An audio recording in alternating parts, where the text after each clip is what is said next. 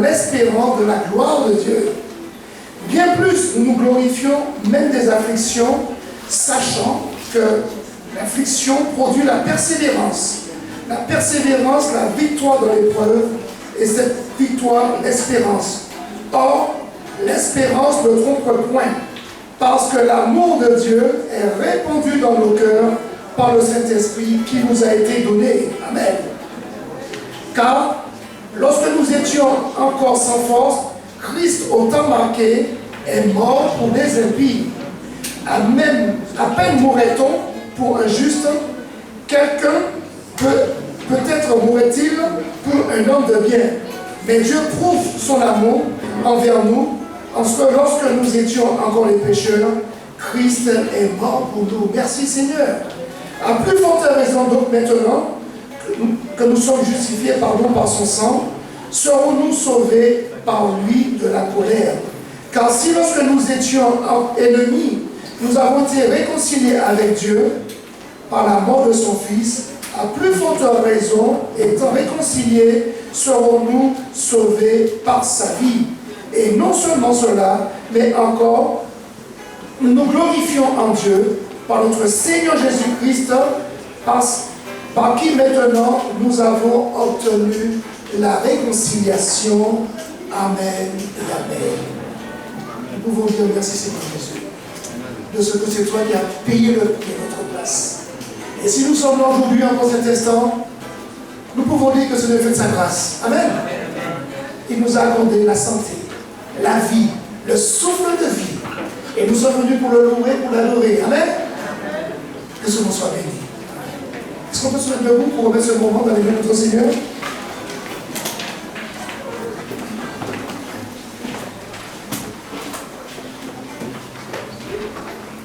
Père, nous voulons, en cet instant, courber les chines devant toi.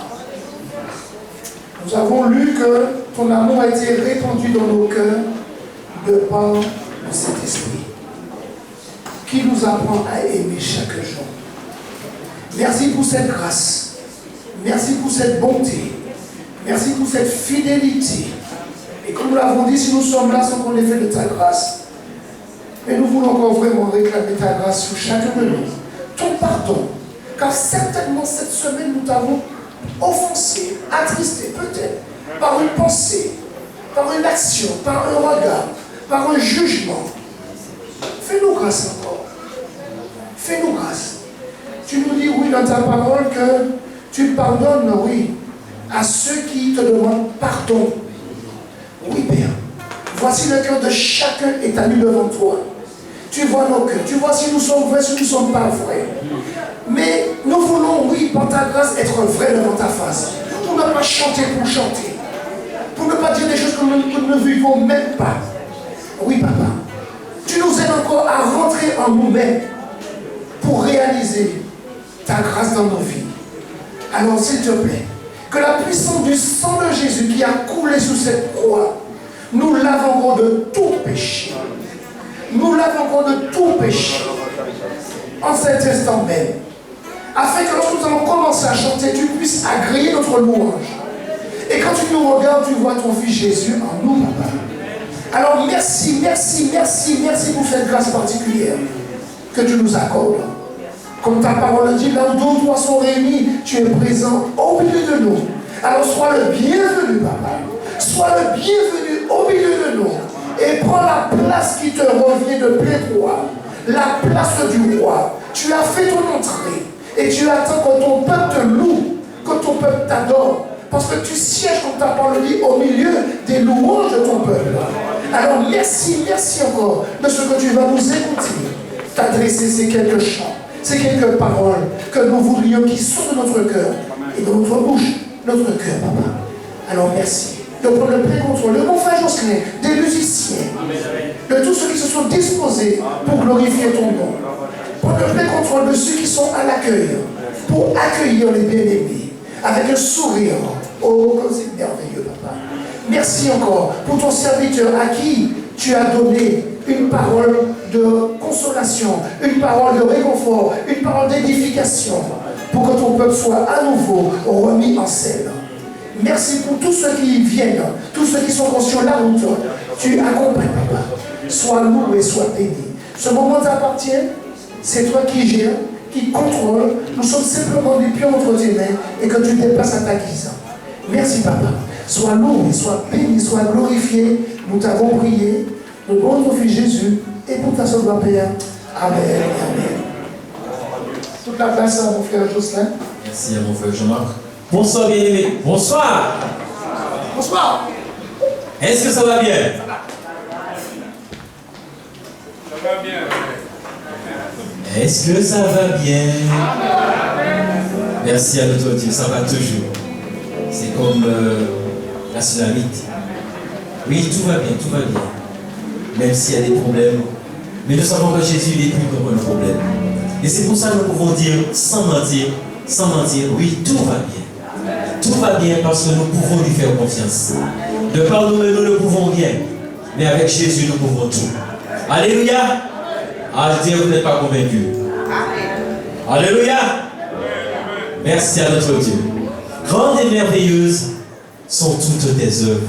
Ô Seigneur, notre Dieu tout-puissant, juste et véritable, dans toute ta volonté, toi, le roi éternel. Alléluia. Merci à notre Dieu. Oh, merci, merci, merci Jésus. Alléluia. Oh, gloire à toi, Seigneur. Dieu vivant, Dieu réel. Et nous voulons, Seigneur mon Dieu, vivre ce que nous voyons. Nous voyons que tu es Dieu, le Tout-Puissant. Amen. Merci, Papa. Oh, Jésus.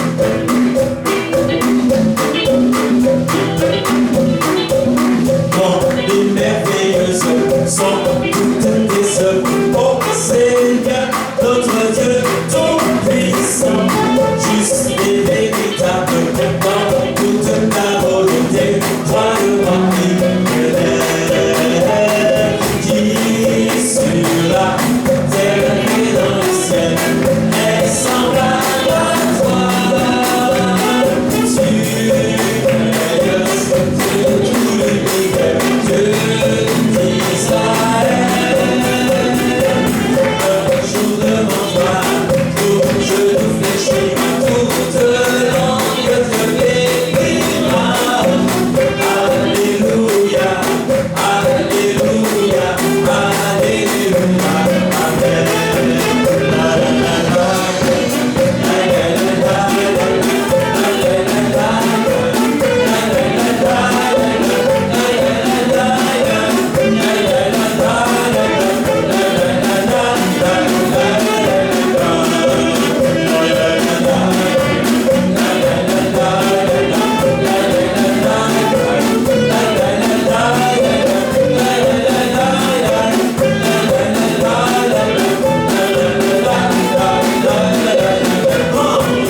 grandes et merveilleuses sont toutes tes œuvres, ô Seigneur, notre Dieu tout-puissant, juste et véritable, dans toute ta volonté, toi le roi éternel, qui sur la terre et dans le ciel est semblable à toi. Tu règnes sur tout l'univers, Dieu d'Israël. Un jour devant toi, tout genou fléchit, toute langue te bénira. Alléluia, Alléluia, Alléluia,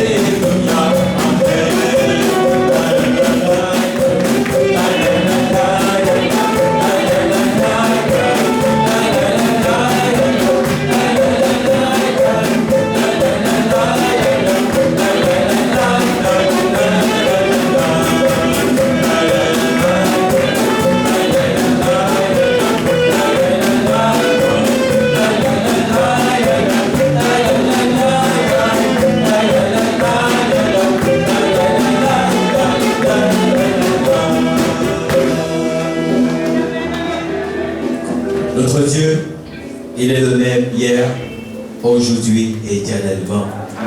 Il ne change pas. Et nous pouvons dire encore un chant s'élève. Les yeux se tournent vers toi, Seigneur.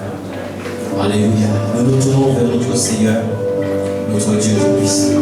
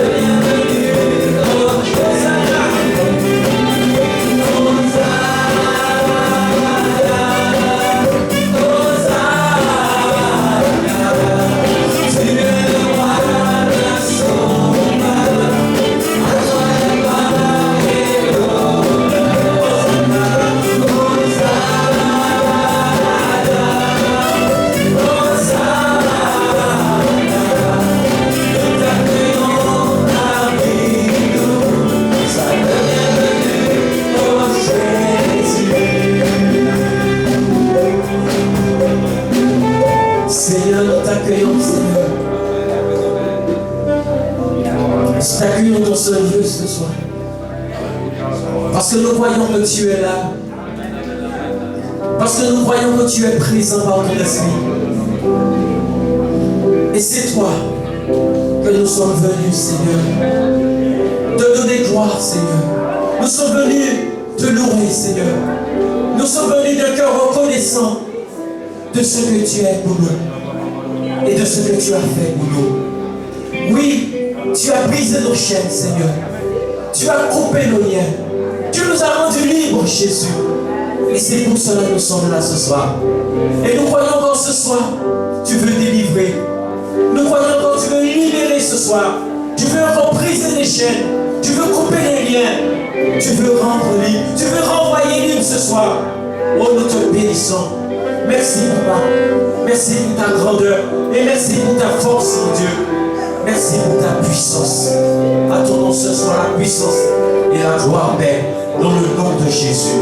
Amen. Alléluia. Merci, Jésus. Merci, Seigneur. Tu es vivant. Tu es grand. Tu es élevé, Jésus. Alléluia. Et nous pouvons dire encore, je viens t'offrir, Seigneur, ce que j'ai le meilleur.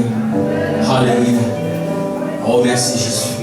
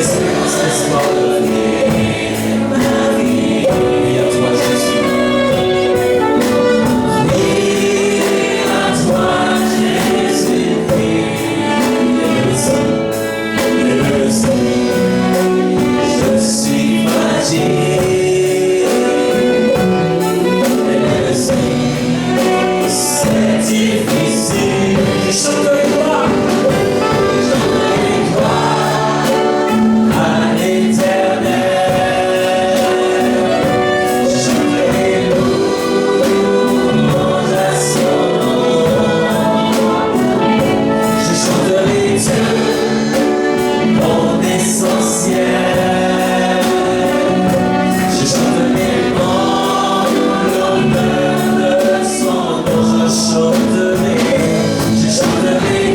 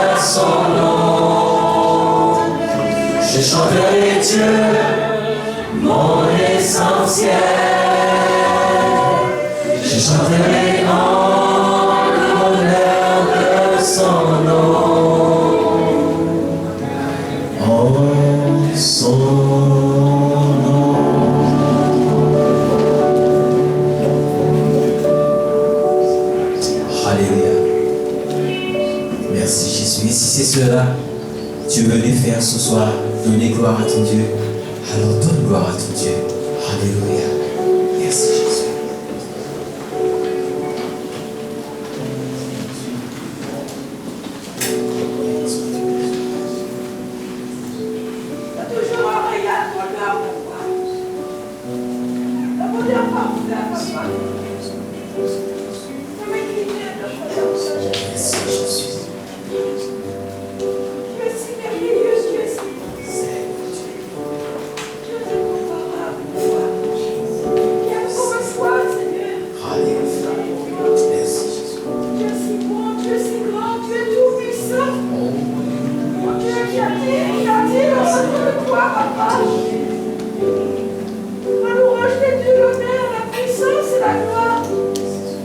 Mon Dieu, qui a-t-il? Oh, je m'appelle toi. Papa, tu es Dieu. Je reconnais qu'il y a toi seul. Et tu es seul digne de louange, d'adoration et de gloire. Oh, pour moi, tu es si grand. Mon Dieu, tu es si grand. Sonne mon cœur. Et pas tout ce qui vient de prier pour toi seul, je me supplie, Père. Merci Jésus. Au nom de Jésus-Christ.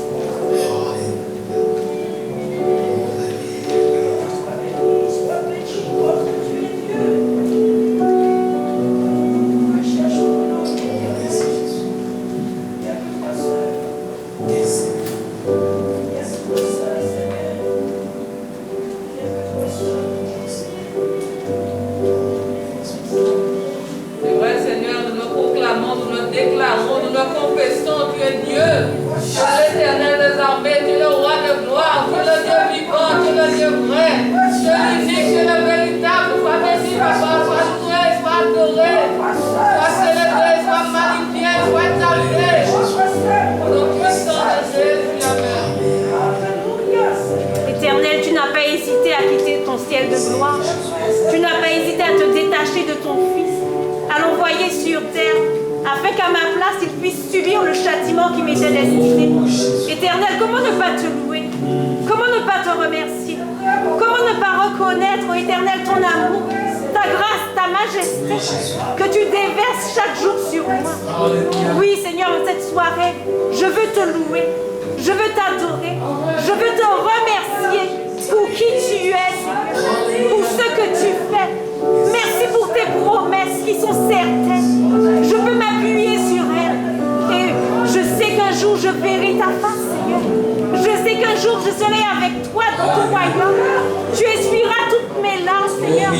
Tu me donneras la paix, la joie, non pas comme le monde donne, mais une paix, une joie qui dure éternellement.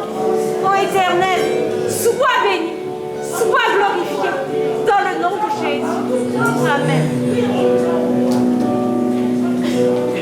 Oui, tu es pas le soleil, non, tu es pas la lune, tu es pas les étoiles, mais tu es la grande lumière qui m'est apparue un jour.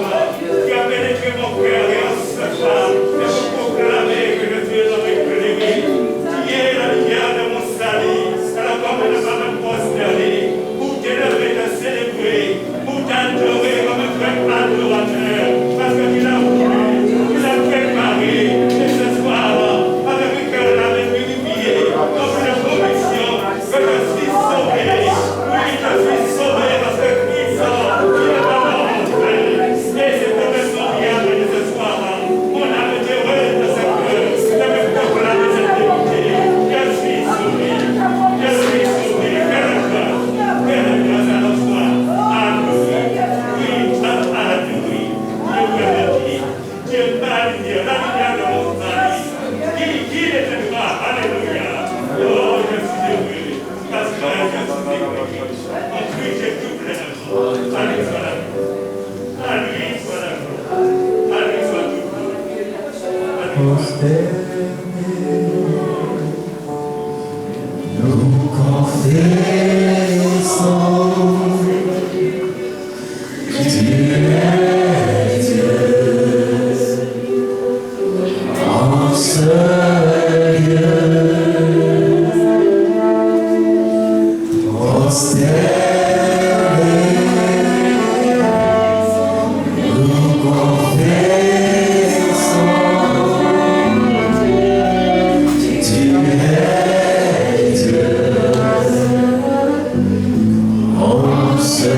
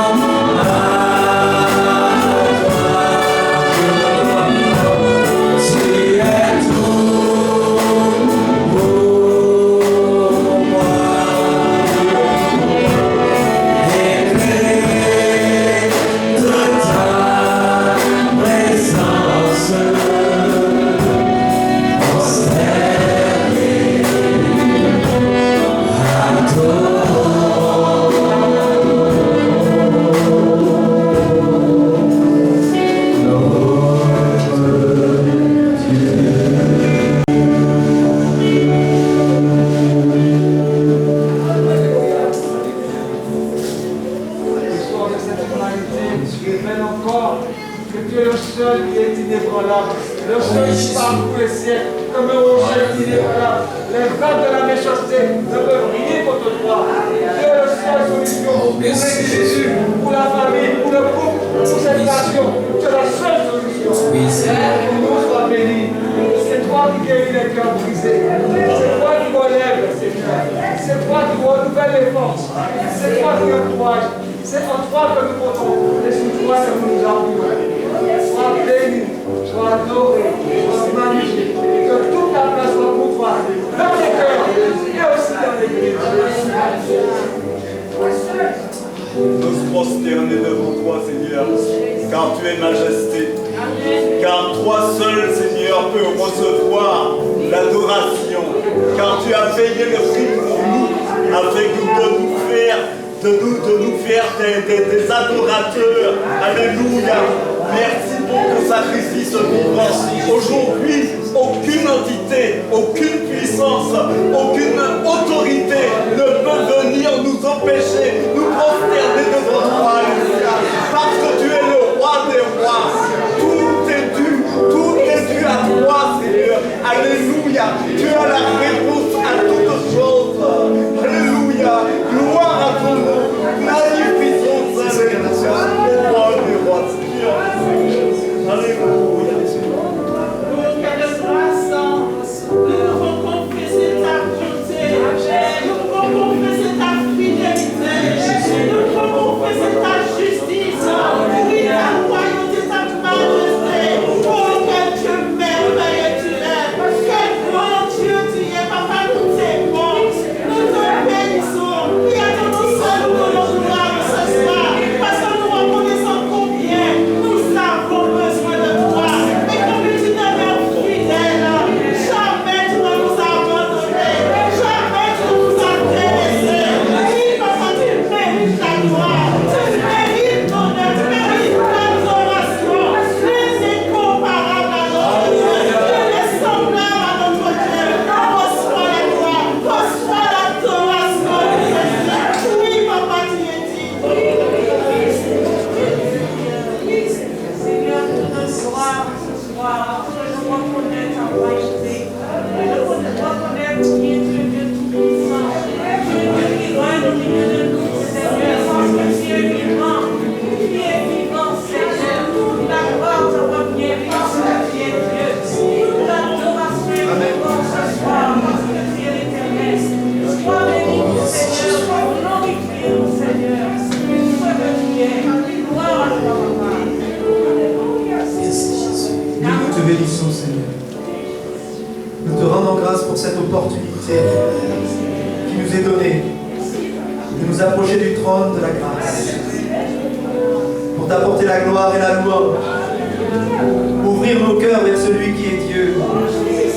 Nous te remercions pour le sacrifice de Jésus. Nous te remercions pour le salut de nos âmes. Nous te remercions pour la porte de l'éternité qui est ouverte sur nos vies. Nous te remercions pour l'espérance que tu nous as donnée en Jésus-Christ. Nous te remercions pour tous ceux et celles que tu attires à toi, que tu touches par ta grâce éternelle. Nous sommes venus pour bénir ton nom, reconnaître ta royauté et ta majesté, Seigneur. Tu es magnifique, digne de louange comme nous le chantons. Tu es notre Dieu merveilleux, tu es notre Dieu de gloire. Je m'attends.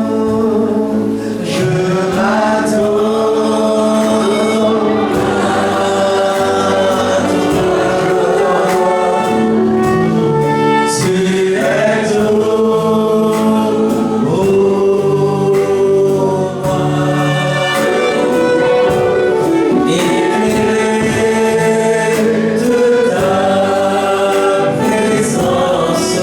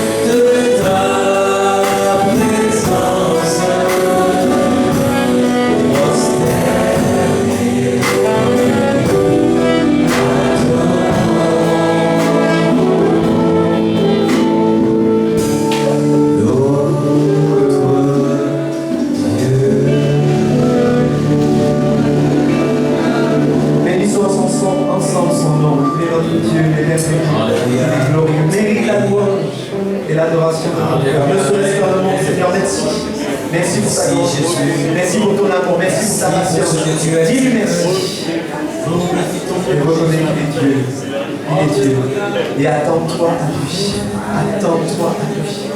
Nous bénissons ton Seigneur, Seigneur, pour ce que tu déposes dans nos vies en cette soirée, pour ce que tu as déposé dans nos cœurs et dans nos âmes.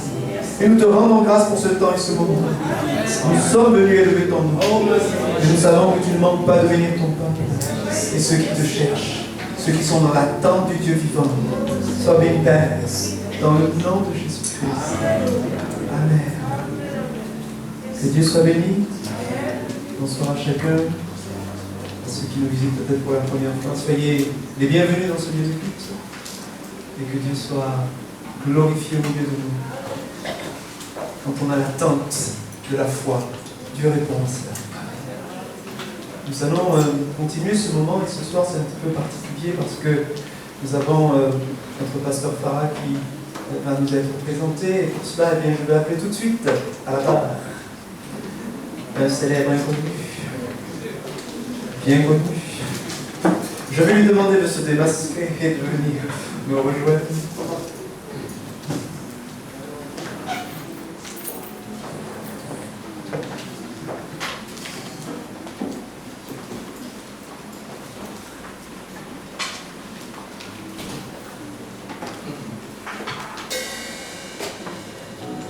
Alors, je dis un grand bonsoir à tous. Je suis très heureux de partager ce culte avec vous, ce moment merveilleux. Je crois que Dieu est présent ici. Est-ce que vous croyez? Dieu est présent, il est fidèle. Ce n'est pas toujours évident de revenir à un endroit où on a passé des années, on a vu la gloire de Dieu se manifester pleinement. Et voilà, ces souvenirs remontent. Et ça vous tient.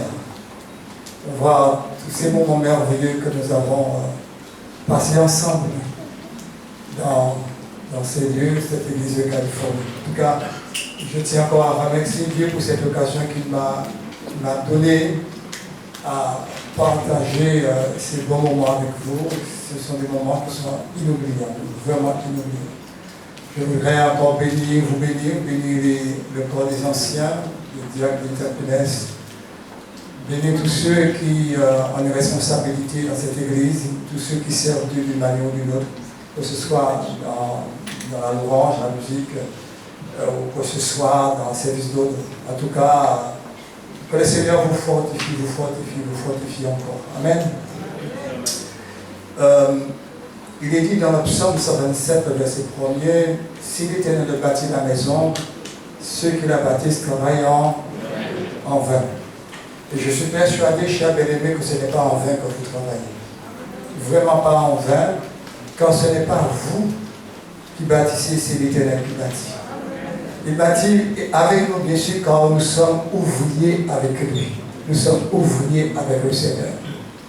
Et Jésus a dit que les portes du séjour des morts ne prévaudront point contre l'Église. Le Seigneur veille sur son peuple. Même si c'est vrai, parfois, des moments, nous sommes au point d'être découragés, de voir quand les choses n'avancent pas comme on le souhaiterait. Mais le Seigneur est à la barre, chers bien-aimés. Dieu conduit son peuple. Dieu a l'Église entre ses mains. Amen. Il dirige toutes choses. Même si nous avons l'impression que ça va chavirer, on se dit où est-ce qu'on va. Mais le Seigneur a le pouvoir de tout redresser, de remettre en ordre de marche pour aller de l'avant. Car le Seigneur ne retourne jamais en arrière, mais va toujours devant. Amen. Et avec lui, les yeux fixés sur lui, nous allons vers l'avant. Alors, nous irons directement à l'essentiel par rapport à ce que nous avons à dire, les choses pour lesquelles nous sommes ici ce soir avec le pasteur Farah, le pasteur Fuseau. Et voilà, en tout cas, j'espère de tout mon cœur que ce que nous allons partager avec vous permettra quelque part de dire, bon voilà, c'est bien, tu nous as pas oublié, tu es là avec nous et tu nous guides, tu nous conduis. Vous savez, depuis le mois de septembre 2016, votre pasteur qui est ici, pasteur Thierry Hermine, avec son épouse et leurs enfants, ont rejoint cette église ici à Californie. Il a été avec moi pendant 2 années, cette église, et nous avons travaillé vraiment main dans la main. Je bénis Dieu pour ce temps que nous avons eu ensemble. J'ai appris à le connaître, aussi l'apprécier.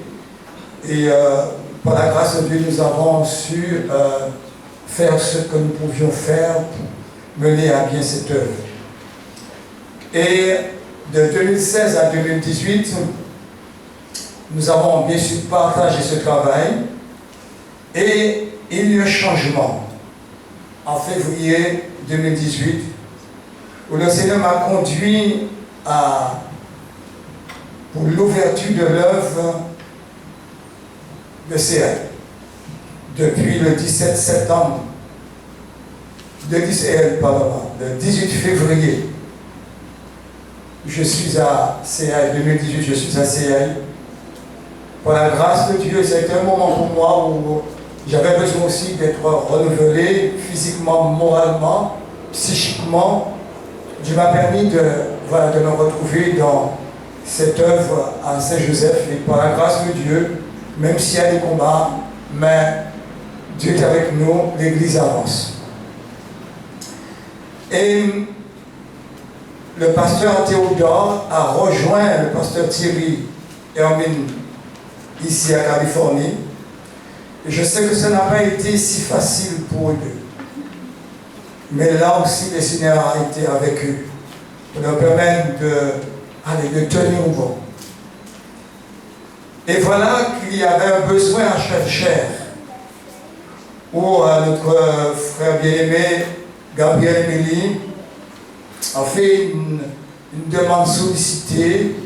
Le pasteur Raymond Djeri pour venir travailler sur Chefchair. Ce que nous avons examiné en corps pastoral, particulièrement dans la DDC, et nous avons donné la main d'association à notre bien-aimé frère pour aller rejoindre l'église de Chefchair. Et à partir de ce moment-là, bien sûr, il y a un trou qui va se créer. Il y a un vide qui sera là. Notre frère Théodore Marguerite qui est allé sur l'église de Laocade, au niveau de l'église de Laocade, ce qui fait qu'il y avait un trou ici et notre bien-aimé frère Thierry s'est retrouvé tout seul. Je sais, bien aimé, le travail qu'il y a dans cette église. Ce n'est pas évident, je l'ai fait pendant 25 ans, plus de 25 ans. Et je peux vous dire qu'il y a du travail, surtout qu'on avait 2 cultes. Pour prendre soin de tout ce troupeau-là, cher bien-aimé, cela demande. Malgré toute la volonté des anciens, malgré tout l'engagement des anciens, que je salue, eh bien, ça n'a pas été facile pour nous, et particulièrement pour notre frère Thierry.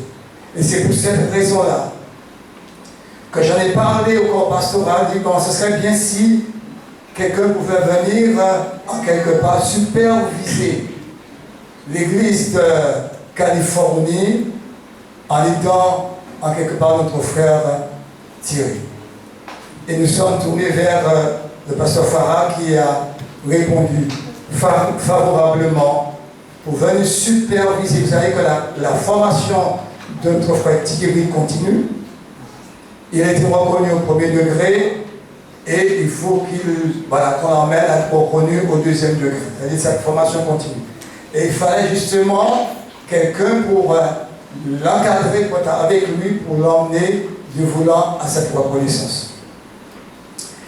Alors, le fait que je vous ai dit que le pasteur Farah sera là pour superviser, qu'est-ce que cela veut dire?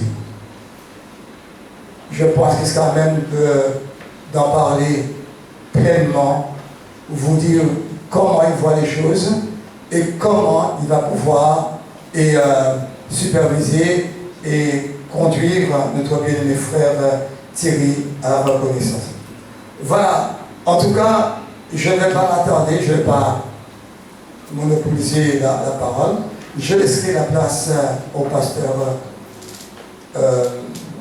Farah qui va vous dire en quelque part comment il souhaite justement que cela continue. Voilà, on fait que Dieu le bénisse.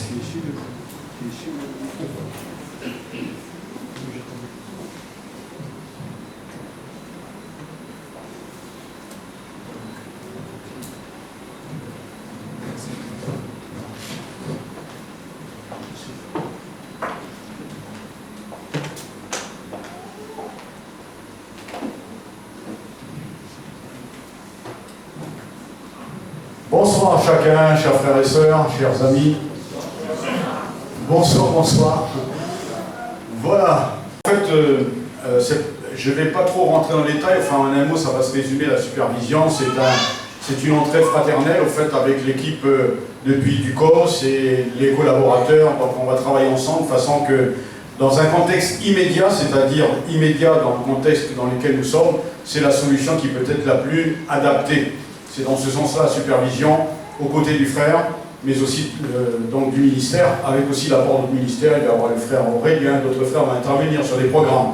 Ça sera aussi simple que ça, et donc nous échangerons sur, plus tard après on verra sur une solution pour équiper aussi donc peut-être un autre ministère que le Seigneur conduise. Voilà ce que je peux dire pour l'instant, c'est-à-dire que vous allez nous voir soit sur des programmes, des interventions de programmes, ça peut être en édification, on va élaborer, bien que nous avons déjà mis des pistes ensemble, mais le but c'est pas que je vienne prendre la place ou que les autres prennent la place du pasteur Thierry Armin, c'est que nous constituons une équipe, même si elle peut être rapprochée et éloignée à la fois, les deux tendances elles peuvent se faire. Ça se fait, pour ceux qui étudient la Bible, on a des églises, ce qu'on appelle satellitaires, excusez-moi l'expression, ça existe, des frères qui supervisent, on a l'apôtre Paul, on a d'autres, c'est des choix d'orientation d'œuvre, c'est des choix aussi à des moments donnés, comment organiser, réorganiser temporairement, dans le temps aussi, elle peut prendre donc une autre forme de fonctionnement. Mais néanmoins, voilà, on ne veut pas laisser quand même le frère Thierry tout seul, attention,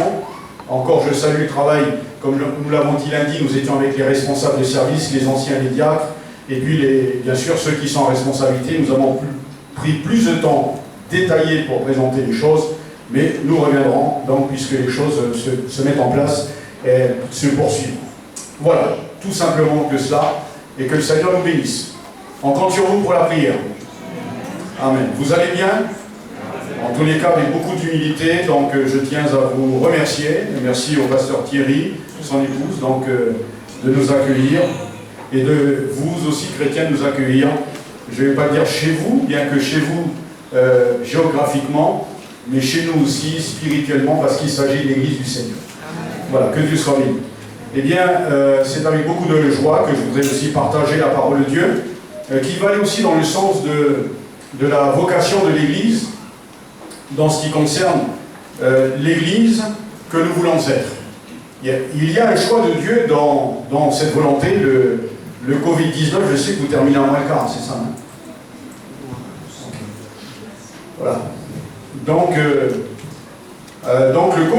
la Covid-19 nous a conduit à organiser, à penser autrement l'Église. Et je crois qu'il y a les circonstances font partie de ce qui est accepté et autorisé par Dieu. Il est difficile de composer avec, et certainement lorsqu'on est contrarié et que nous n'acceptons pas la contrariété, elle devient beaucoup plus un obstacle. Je voudrais partager avec vous la parole de Dieu. Est-ce que vous êtes d'accord? Oui. Vous êtes d'accord? Voilà, donc nous allons partager ensemble la parole, mais juste un peu avant, je vais demander, j'ai préparé une petite vidéo, alors si on peut monter le son, et on va regarder la petite projection s'il vous plaît. Merci beaucoup.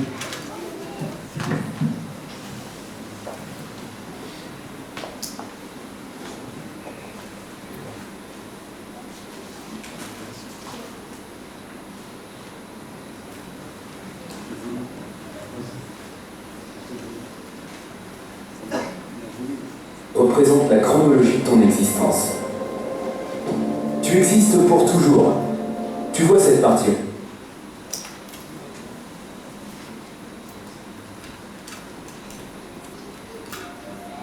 Imagine-toi cette corde Disons qu'elle est aussi longue que l'infini. Et maintenant, imagine que cette corde représente la chronologie de ton existence. Tu existes pour toujours. Tu vois cette partie rouge.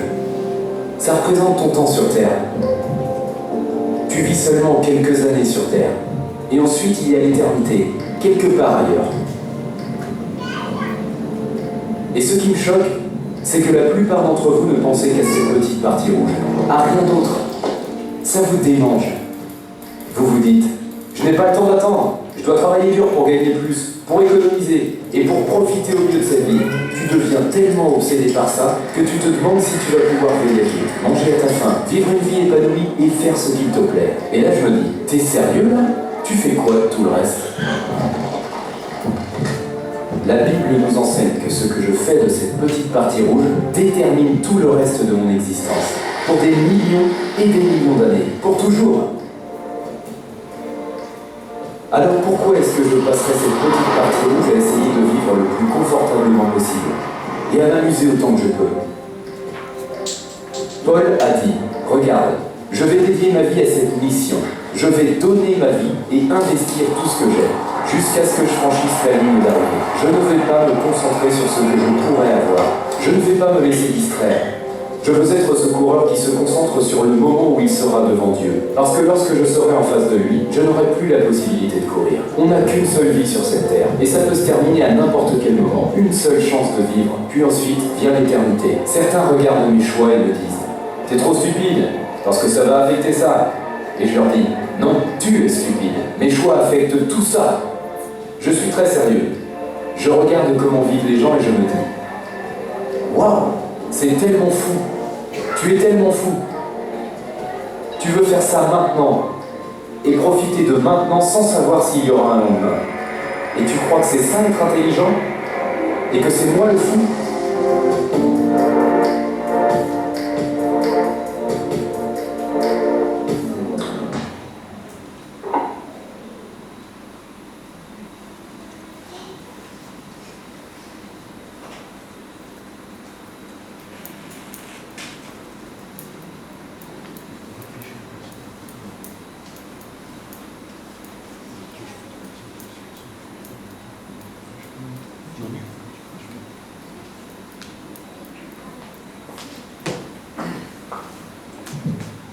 Voilà, que Dieu soit béni. Nous voulons être une église prête pour le retour du Seigneur. Est-ce que vous êtes d'accord? Vous pouvez lever la main si vous êtes d'accord.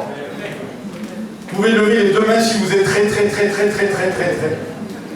Vous pouvez vous lever si vous êtes très. Et on va rendre grâce à Dieu, d'accord? Nous voulons être une église prête pour le retour de Jésus. Est-ce qu'on est d'accord? Levez bien la main, on va remercier le Seigneur quelques instants. Avec les mains levées en disant Seigneur, je veux être prêt, amen. Seigneur, nous voulons te bénir parce que tu es un Dieu grand, un Dieu tout-puissant. Et nous savons que nous voulons être une église prête pour ton retour. Et en cela, nous l'avons vu que l'éternité n'est pas seulement une histoire de mort ou de vie après la mort, mais c'est aussi une préparation pour être pour toujours, pour l'éternité avec toi. Et nous voulons remplir les conditions que tu veux encore ce soir. À toi la louange, l'honneur et l'adoration, au nom de Jésus. Et toute l'église dit amen. On peut se rasseoir, merci beaucoup. Voilà, vous pouvez acclamer le Seigneur, pourquoi pas. On acclame le Seigneur.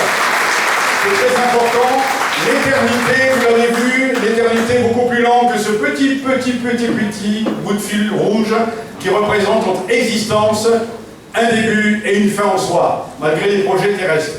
Eh bien, je voudrais partager avec vous un message très court, mais enfin simple, dans ce qui concerne le retour de Jésus.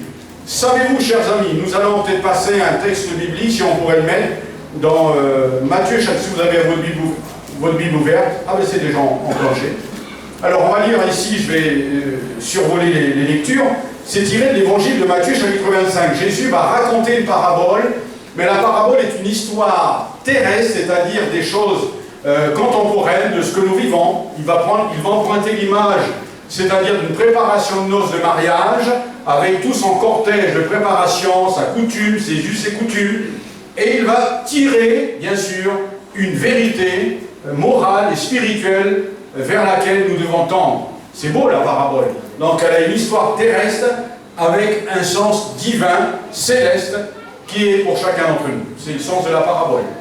Alors, je propose cette parabole en lecture dans Matthieu chapitre 25 et le verset, Matthieu chapitre 25 et le verset 1er. Alors, le royaume des cieux sera semblable à 10 vierges qui, ayant pris leur lampe, allèrent à la rencontre de l'époux. 5 d'entre elles étaient folles et 5 sages. Les folles, en prenant leur lampe, ne prirent point d'huile avec elles, mais les sages prirent avec leur lampe de l'huile dans des vases. Comme l'époux tardait, toutes s'assoupirent et s'endormirent au milieu de la nuit, en criant « Voici l'époux, allez à sa rencontre ». Alors toutes ces vierges se réveillèrent et préparèrent leurs lampes. Les folles dirent aux sages « Donnez-nous de votre huile, car nos lampes s'éteignent ». Les sages répondirent « Non, il n'y en aura pas assez pour nous et pour vous. Allez plutôt chez ceux qui en vendent et achetez-en pour vous. » Pendant qu'elles allaient en chemin, l'époux arriva. Celles qui étaient prêtes entrèrent avec lui dans la salle des noces et la porte fut fermée. Plus tard, les autres vierges vinrent et dirent « Seigneur, Seigneur, ouvre-nous ». Mais ils répondirent « Je vous le dis en vérité, je ne vous connais pas. Veillez donc, puisque vous ne savez ni le jour ni l'heure. » C'est le verset ici. La parabole que le Seigneur voudrait encore ce soir nous rappeler, le Seigneur a voulu mettre en évidence comportement, vous l'avez vu, de la sagesse pour certains et pour d'autres l'imprudence, c'est-à-dire le contraire de la sagesse. Mais si nous regardons bien la parabole, certains vont dire « Mais ça c'est l'Église, les 10 vierges chez l'Église. » Il n'aurait pas été possible que nous empruntions à partir des 10 vierges, 5 sages, 5 folles, pour la faire passer tout simplement à la typologie ou au type de l'Église. Pour la bonne raison, puisque cela me permet de dire, celle qui représente l'épouse, c'est l'Église. Donc il s'agissait d'un mariage, un époux, et bien sûr la fiancée qui deviendra l'épouse dans cette cérémonie. Donc l'image empruntée de la parabole, il s'agit des filles d'honneur, des demoiselles d'honneur, et non pas l'Église. Parce que, en fait, je veux croire que l'Église du Seigneur ne dort pas. Elle peut s'endormir, attention.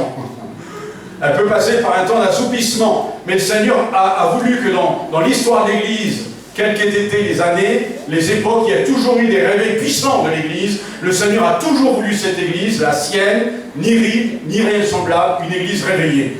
Et moi je veux croire que le Seigneur voudra encore parler à nos cœurs ce soir.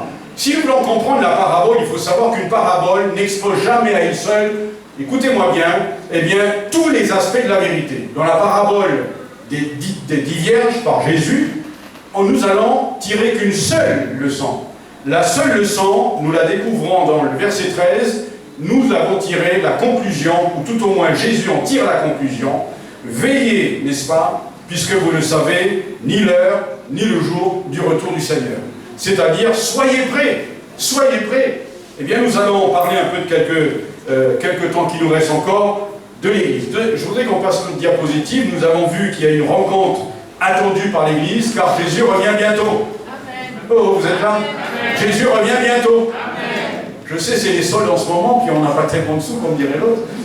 Peut-être on attendait les soldes, enfin je blague en passant. Il y a beaucoup de choses que nous attendons, mais il est intéressant de constater que le Seigneur nous rappelle, au moins il nous est dit, il y a à peu près un verset sur 28 dans l'étude du retour de Christ qui fait partie d'une doctrine fondamentale, parce que l'existence de l'Église n'est pas seulement qu'elle soit sauvée, mais qu'elle se prépare à rencontrer, Amen, son Seigneur. Et vous voyez que la Bible décline forcément cette vérité. Force est de constater que bien souvent, en tant que chrétien, cette espérance est bien vite oubliée. Les problèmes sont là, les difficultés sont là, même la vie de l'Église, mon service, mon ministère est là, et, waouh, j'ai oublié le retour de Christ. Je n'envisage pas, n'est-ce pas, parce que les préoccupations font qu'aujourd'hui, malheureusement, nous y pensons plus, ou un peu, le Seigneur tarde à venir. Et comme le Seigneur tarde à venir, bon, on verra ça plus tard. Mais attention, chers amis, Jésus revient bientôt. Jésus revient bientôt. Nous sommes bombardés en ce moment, depuis la rentrée de la crise sanitaire, par toutes sortes d'informations sur le net, sur des amis, sur des gens qui se disent prophètes ou prophétesses, qui nous bombardent et qui nous cassent les oreilles, excusez-moi l'expression. Et puis on s'aperçoit qu'aujourd'hui, beaucoup de gens se font plumer, pour ne pas dire déplumer. Ils sont même mettent à bas et ils font n'importe quoi. Savez-vous, c'est très important cette parabole. Parce qu'à la fois, elle est eschatologique, c'est-à-dire elle annonce les fins dernières, avant l'enlèvement de l'Église, les événements et même notre crise sanitaire fait partie des signes annonciateurs. Ce n'est pas une surprise en soi, peut-être dans sa forme, dans son appellation nouvelle, mais ces maladies, ces contagions, ces maladies opiniâtres ne le sont pas, en tous les cas, pour ceux qui collent à la parole de Dieu les réalités de l'actualité, ne sont pas en elles-mêmes une surprise. Amen. Mais elles ne font que confirmer que quelque chose va mal dans notre monde. Et c'est ainsi que nous comprenons que nous ne pouvons pas changer le monde, mais nous pouvons changer les cœurs des gens par la puissance de Dieu. Dieu peut changer. Et je crois qu'il nous faut ne pas perdre de vue cela, cette importance aussi du salut des âmes. Tant de personnes ne connaissent pas Jésus. Alors que nous nous rassemblons, nous prions, nous louons le Seigneur, nous nous tracassons pour notre service, pour notre ministère, pour étendre l'œuvre de Dieu, alors que le Seigneur nous dit qu'il y a des hommes et des femmes qui ne le connaissent pas. Et au XXIe siècle, alors que nous sommes là encore aujourd'hui, la Martinique a besoin de Jésus. Nos familles ont besoin de Jésus. Nos amis ont besoin de Jésus. Ont besoin de l'Évangile, une puissance de Dieu pour le salut de quiconque croit. Amen. Eh bien, regardons les 10 vierges. Passons au deuxième point. Je ne vais pas tout élaborer ce soir. Je m'arrêterai. Peut-être demain, je continuerai pour la suite. Pour ceux qui viendront, demain, ils prendront la suite. Le deuxième point, ce sont les 10 vierges. Regardez bien les 10 vierges. Les 10 vierges, dont 5 sont sages et 5 sont insensées, imprudentes, folles, comme vous voulez. C'est ce que la parole de Dieu nous montre. On n'aborde pas généralement en les jugeant et en condamnant, mais on s'aperçoit forcément, elles n'étaient pas prêtes. Vous êtes d'accord avec moi? Elles n'étaient pas prêtes. Certaines étaient prêtes et d'autres pas. Celles qui étaient prêtes, c'était celles qui avaient envisagé le retour du Seigneur. Les sages étaient celles qui avaient mis suffisamment d'huile dans leur lampe et avaient envisagé, pour ne pas dire prévu ou anticipé, que Jésus, que l'époux allait tarder. Parce qu'il nous est dit que l'époux, comme l'époux tardait, l'Église du Seigneur a besoin de réaliser qu'il y a bien des choses que nous ne voyons pas. Mais le Seigneur est à la porte, mes chers frères et sœurs. La Bible nous dit que son retour sera à la fois une surprise, d'une manière inattendue, c'est une réalité. Regardez quelques textes bibliques, par exemple de l'époque de Noé comme de l'époque de Noé et de deux hommes importants dans la Bible. Ces deux époques, de Lot, vous vous rappelez? La Bible nous dit ne se doutèrent de rien. Et ce qui devait arriver, arriva. Alors que nous voyons ici, Jésus disait souvent, veillez donc, puisque vous ne savez pas quel jour votre Seigneur viendra. Bien malin celui qui dit, oh moi je sais, le Seigneur m'a parlé dans une nuit, le 24 décembre 2023, le Seigneur reviendra. Est-ce qu'il y a quelqu'un au milieu de nous que le Seigneur lui a révélé? Je serais très intéressant de savoir. Mais la Bible nous dit, nous ne savons, Jésus l'a dit lui-même, ni le jour ni l'heure. Et nous sommes aujourd'hui dans un temps où nous nous posons des questions quant aux événements. Comment les choses peuvent s'interpréter, les prophéties, à l'actualité aujourd'hui, elles s'accomplissent les unes après les autres. Mais moi je dis une chose. Quand je dis moi, ce n'est pas moi dans le sens personnel, mais je crois une chose, le plus importante, ou qui viendra terminer au fait l'accomplissement et en même temps annoncer que Jésus vient, pas seulement bientôt à la porte et qu'il reviendra, sera l'annonce de l'Évangile. Amen. Alors cette bonne nouvelle sera annoncée de par le monde entier, et alors sera la fin, dit Jésus. Savez-vous qu'aujourd'hui, on traduit les Bibles, on traduit le Nouveau Testament dans différentes langues vivantes et même dialectes, pour que les populations soient accessibles à l'Évangile. Et il y a des gens, des hommes et des femmes qui travaillent à cela, à évangéliser. Ils vont même dans des endroits où on peut ne pas imaginer que c'est encore valable au XXIe siècle. Des personnes qui n'ont jamais entendu l'Évangile. Et ça existe. La mission, elle est encore valable au XXIe siècle. Mais la mission de quoi? La mission pour l'évangélisation, l'extension, l'annonce de la bonne nouvelle, l'Évangile.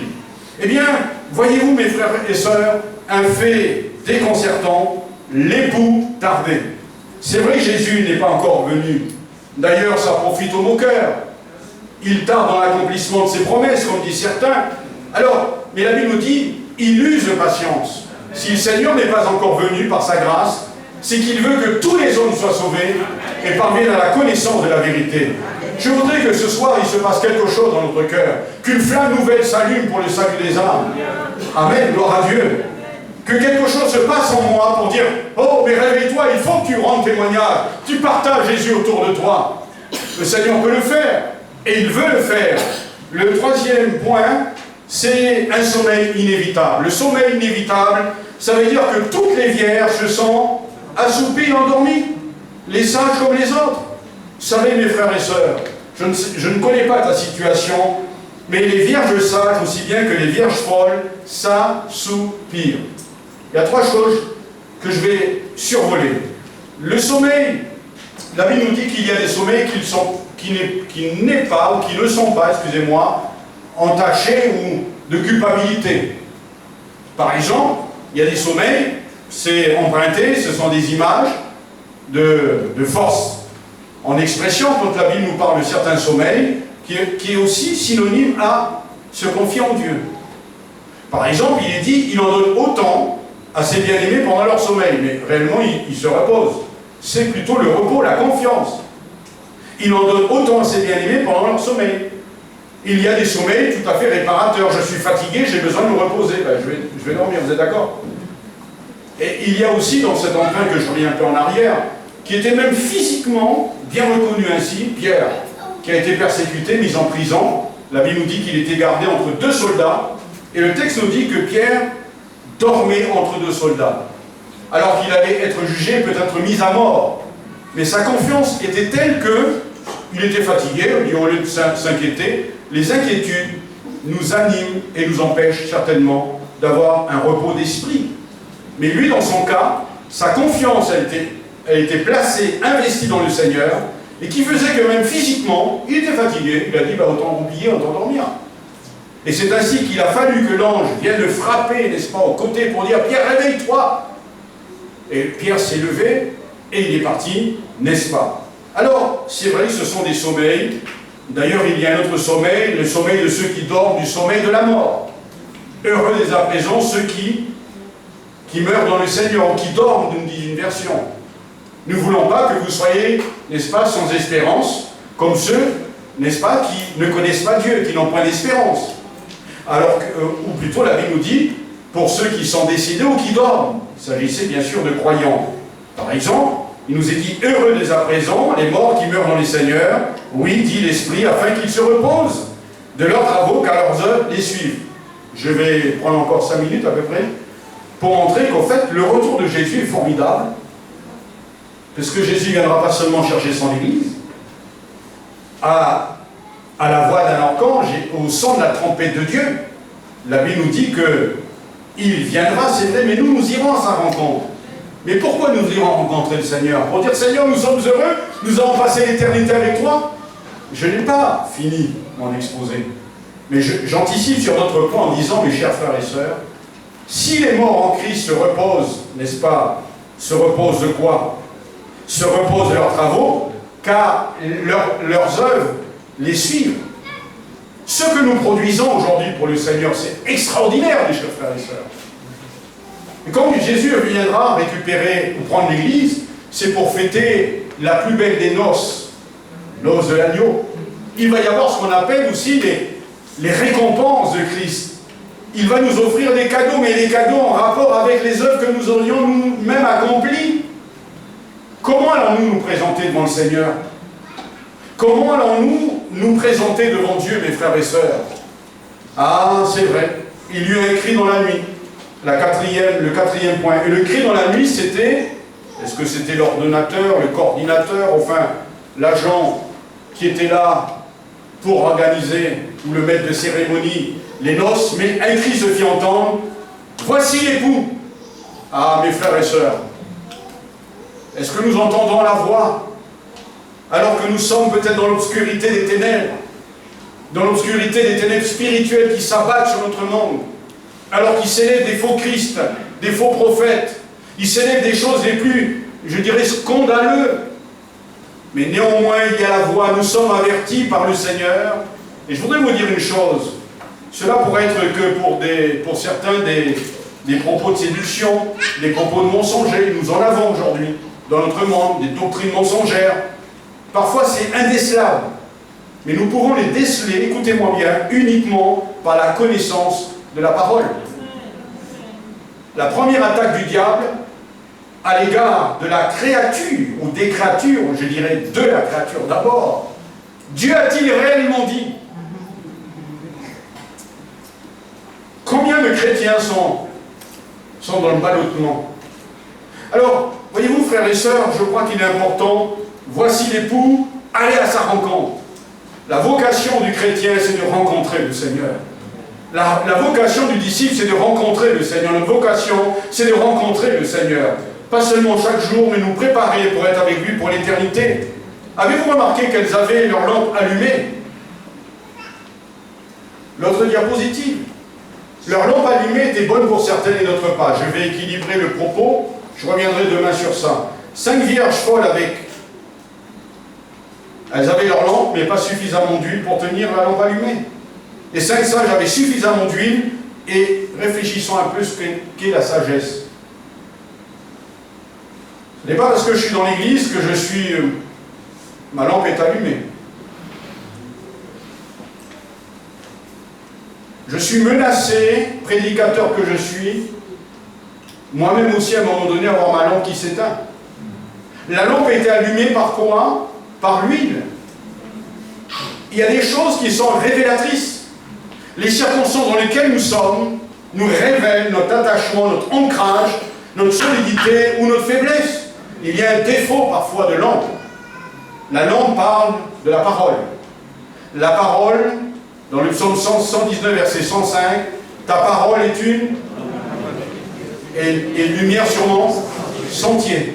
Tout ce qui va tourner autour de cette parole, c'est comme une lumière, c'est un symbole. Elle vient là pour éclairer, elle vient là pour donner la révélation, et puis nous savons que cette parole est importante. Elle va produire ce qui est important, c'est-à-dire donner la lumière, mais elle doit donner la révélation, cette parole.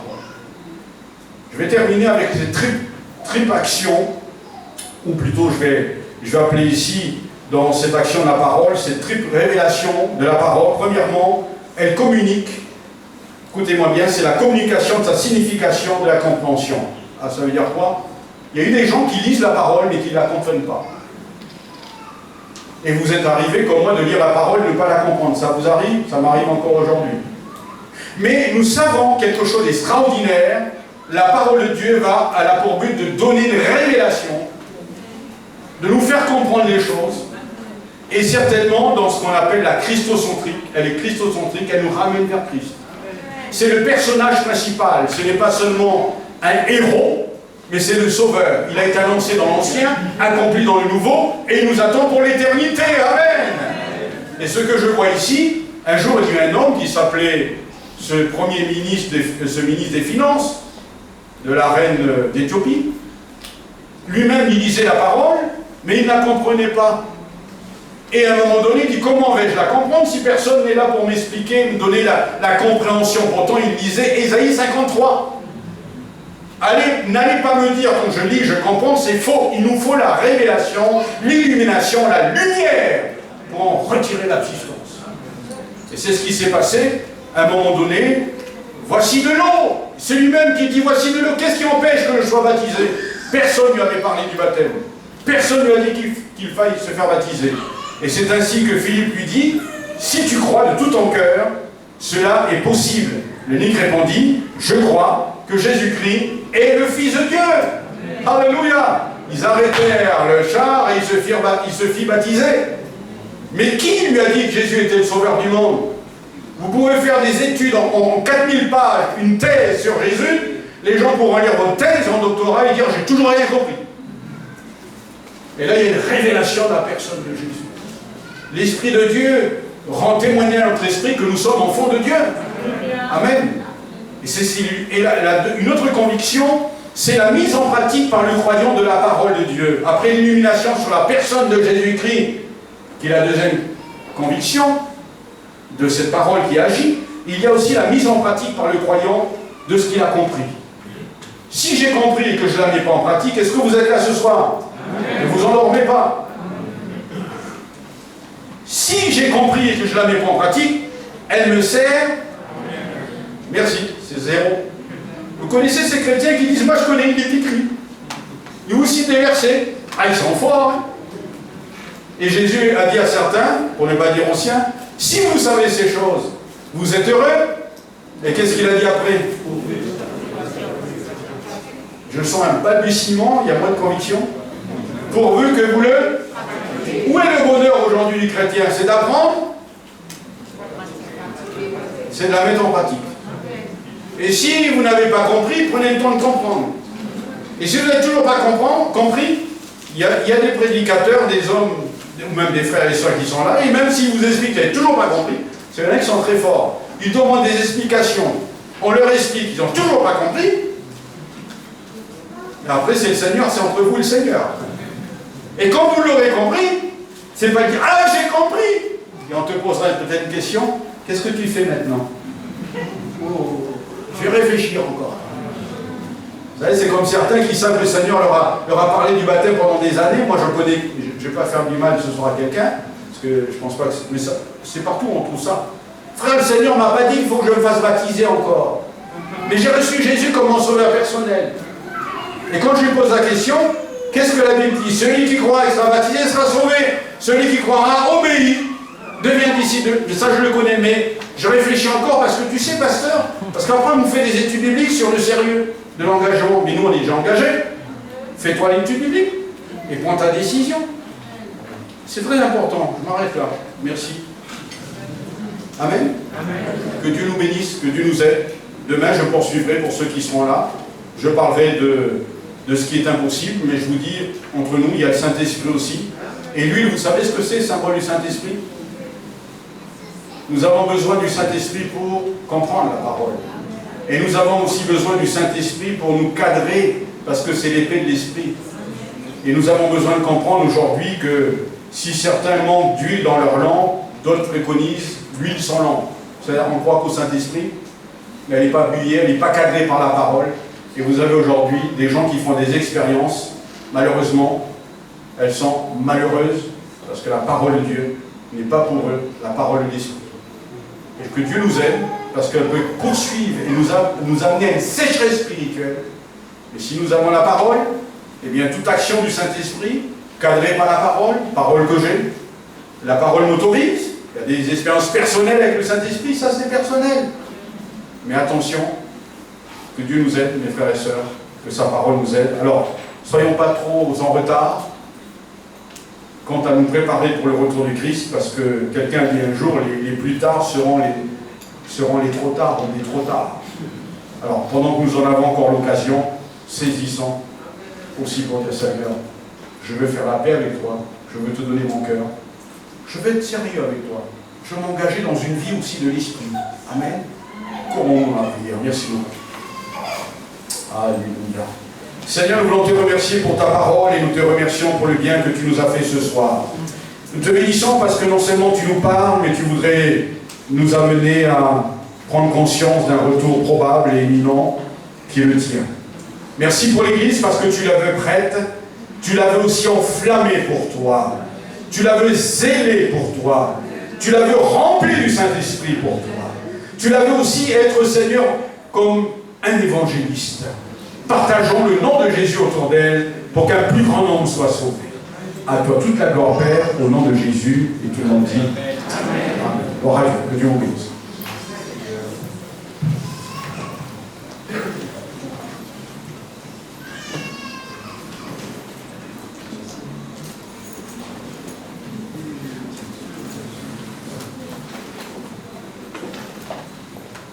Que Dieu soit béni. Merci à notre pasteur Tara, merci à notre pasteur Achille. On va demander à notre pasteur Fuseau de se lever avec toute sa belle famille. Juste pour vous saluer, parce que vous avez entendu parler du pasteur Fuseau, mais je ne sais pas si tout le monde le connaît. Ah, d'accord. Voilà. Donc ils peuvent se tourner. Voici pasteur Fuseau. Et sa famille. La sœur Catherine et Jean-Pierre. Ils auront l'occasion de revenir, n'est-ce pas, pour raconter les choses comme leur avance. Alors je vous salue à tous, merci d'être présents. Je vous rappelle que nous suivons toujours le protocole sanitaire, donc il y a un sens de circulation fléché par terre. Voilà. En sortant, vous avez les bien-aimés qui se tiennent si vous avez une offrande pour contribuer à l'œuvre de Dieu. Voilà. Pour les annonces, elles seront faites sur le site de l'église. Je rappelle aux responsables qu'on se retrouve vendredi soir, pour se voir faire un point. On va aller voir Dieu. Et J'espère que je vais l'oublier. Ah, et pour le nettoyage, on a toujours besoin des bras volontaires pour aider l'équipe du nettoyage. Y a-t-il quelques volontaires qui sont prêts à nous aider dans cette soirée? Oh, les bras se font de plus en plus réticents. Bon. Ah, c'est bien, c'est bien, c'est bien.